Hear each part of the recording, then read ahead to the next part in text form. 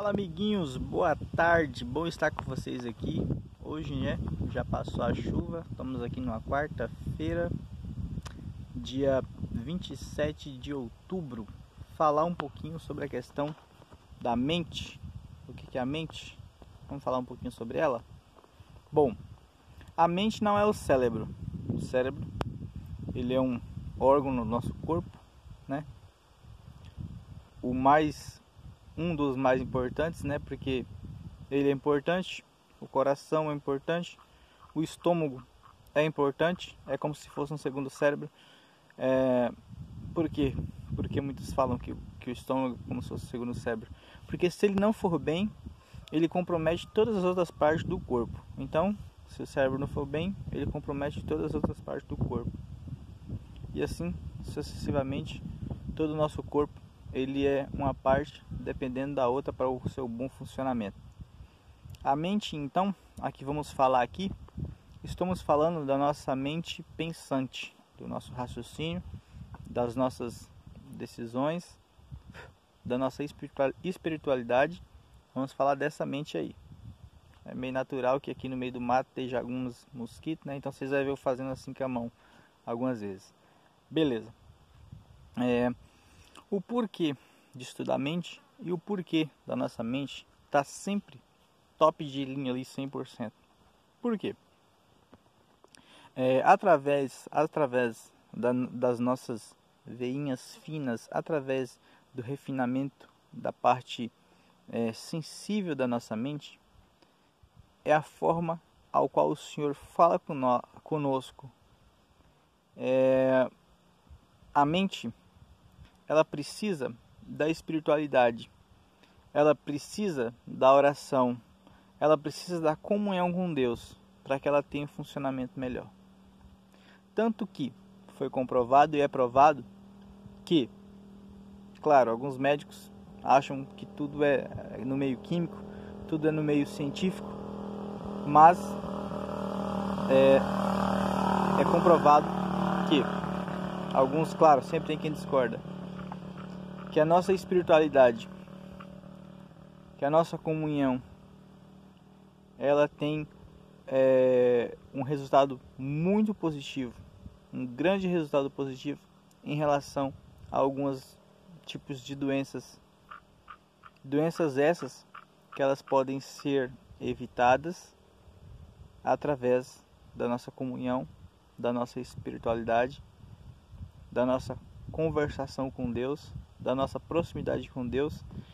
E essa proximidade com Deus é justamente em respeitar as leis de saúde que eles têm nos dado através de Moisés, através do Espírito de Profecia, através da irmã White, que faz uma grande separação entre nós e o povo que só crê nos exames, nos laudos, nas receitas e na medicação convencional. Vamos lá então. A mente ela é afetada por aquilo que comemos. O Senhor, quando fez o ser humano, ele deixou bem claro que nós seríamos puramente vegetarianos. Comeríamos então frutas, comeríamos frutos do campo, tudo aquilo que dá semente seria a nossa alimentação, porém menos da árvore do conhecimento do bem e do mal. E com isso, nesse início aí, que era a perfeição, que era o topo de linha do ser humano antes do pecado, a gente vê que nós não éramos que nem a gente vê hoje no mundo, as pessoas comendo carne, ovos e outras coisas, por exemplo, como manipulados embutidos, peixes e tantos outros tipos de comidas que nem é comida, né? Por exemplo, se cria uma gelatina doce, coloca açúcar ali, dá para as crianças, dizendo para eles que é uma geleia, que a pessoa come e nem sabe de onde veio, nem sabe qual é a procedência daquele alimento. Um exemplo, a pessoa come uma rodela de hambúrguer que tem 30 bois ali diferentes, né? Espécies de animais, e a gente não sabe nem de onde veio cada carne de cada boi e como é que cada um foi criado. E mesmo se soubesse, não faria diferença, que já somos vegetarianos e não comemos isso. Mas eu falo que no mundo as pessoas comem. Então, todo esse alimento tóxico para nosso sangue, né? Porque o nosso sangue ele tem as hemácias, tem o plasma, tem as plaquetas. E quando a gente come esses tipos de alimento, eles descem para o nosso estômago, passa pela digestão. Assim o nosso corpo colhe esses nutrientes. Esses nutrientes é armazenado, levado até o sangue, e o sangue faz a disseminação desses nutrientes em nosso corpo. Assim como faz também com as toxinas, assim como faz também quando você recebe uma picada de uma cobra, e aquela toxina da cobra, ela se espalha e o seu sangue vai levando ele na sua corrente sanguínea, ele vai se espalhando. Assim como você toma vacina também e aquilo se espalha porque envolve no seu sangue aquele vírus, aquela informação é passada e é disseminada dentro do seu organismo. Agora me vem a questão: se aquele que te fez, ele diz para você, não coma desse tipo de coisa, não faça esse tipo de coisa, porque isso é prejudicial a você, você não dá ouvidos, imagina se você vai dar ouvidos a mim, né, que sou ser humano e sou falho. Mas a questão é, eu não posso deixar de te passar o conhecimento. Então, o que acontece? A nossa mente, ela precisa desses nutrientes, ela precisa dos nutrientes dos quais tem no alimento que a gente come. Mas se você procede errado e come errado, naturalmente esses nutrientes vão para a sua corrente sanguínea e vai te afetar. Então, já que a nossa mente ela está relacionada para nos proteger e nos privar de alguns tipos de doença, muitos deles, eu não quero falar muita coisa aqui porque, como eu não estou com tudo aqui em mãos, eu só quero fazer um passado aqui por cima para que você possa pesquisar também. Mas se você quer ir mais a fundo, eu vou dar um livro mais com base. Tem Mente, Caráter e Personalidade, volume 1, Mente, Caráter e Personalidade, volume 2, Ciência do Bom Viver, né? Conselho sobre regime alimentar.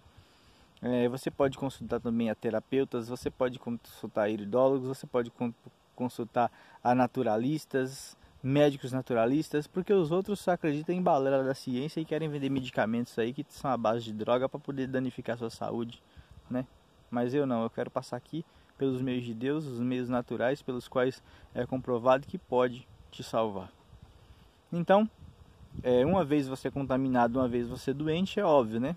Tome lá o seu remédio químico, mas depois que você estiver melhorando, procure mudar a sua concepção. Em vez de esperar ficar doente para tomar outro remédio químico para ficar nessa ladainha, começa a mudar os seus hábitos, mudar a sua vida, comer direito para que tu possa ter uma mente mais saudável. Voltando aqui ao assunto. Então, esses nutrientes se espalham pelo nosso corpo, está na nossa corrente sanguínea. O sangue faz toda essa distribuição. A nossa mente recebe esses nutrientes, né?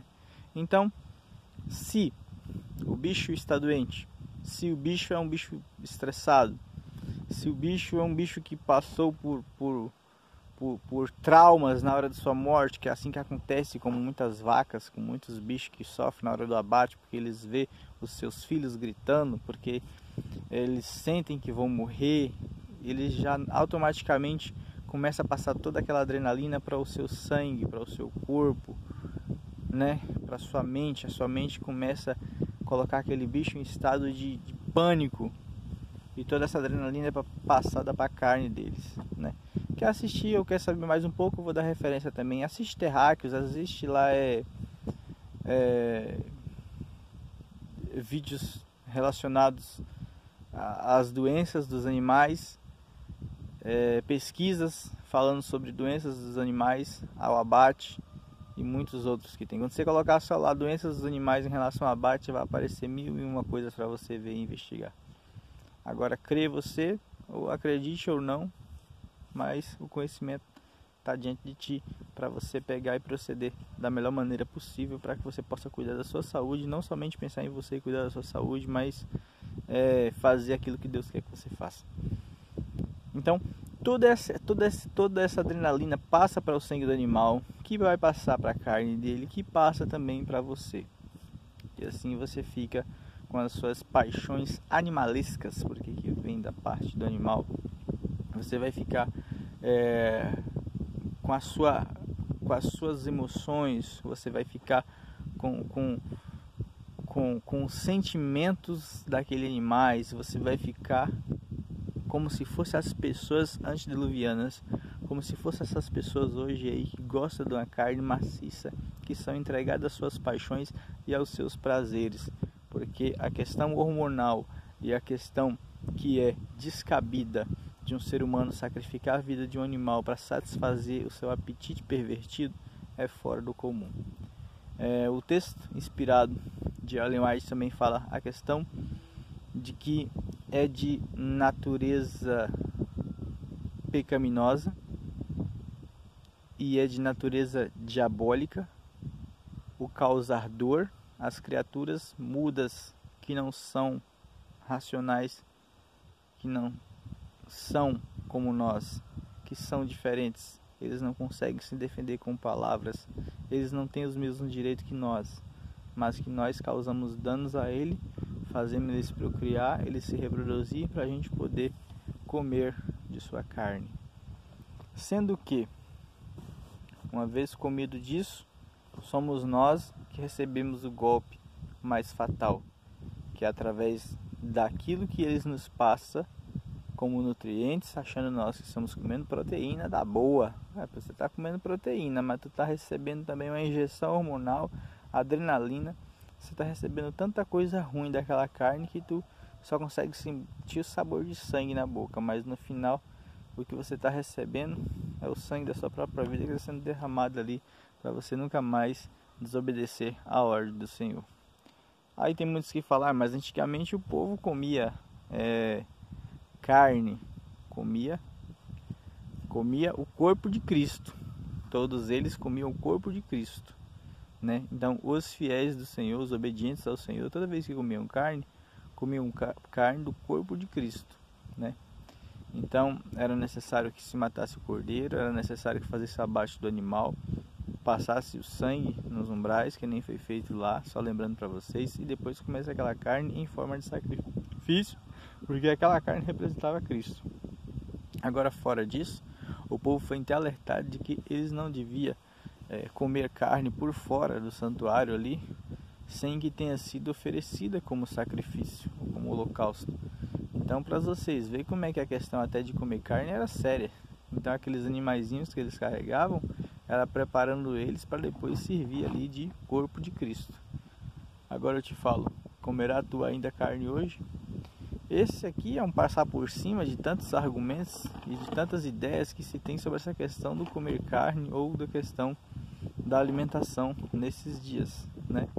Se você pegar aí os veganos, eles têm aí 1001 razões para que você não coma carne e 1002 razões para que você não coma ovo e leite, né? Justamente pelo causar danos aos animais, causar danos ambientais, que eles alegam muito, né, sobre a questão dos danos ambientais, sobre a questão de aquecimento global, né? Eles pegam muito mais em cima sobre essa questão. Mas aqui venho eu passar sobre essa questão. Se você não quer ter as doenças do momento, se você quer ficar longe desses conflitos do momento, então pense bem em fazer a vontade do Senhor.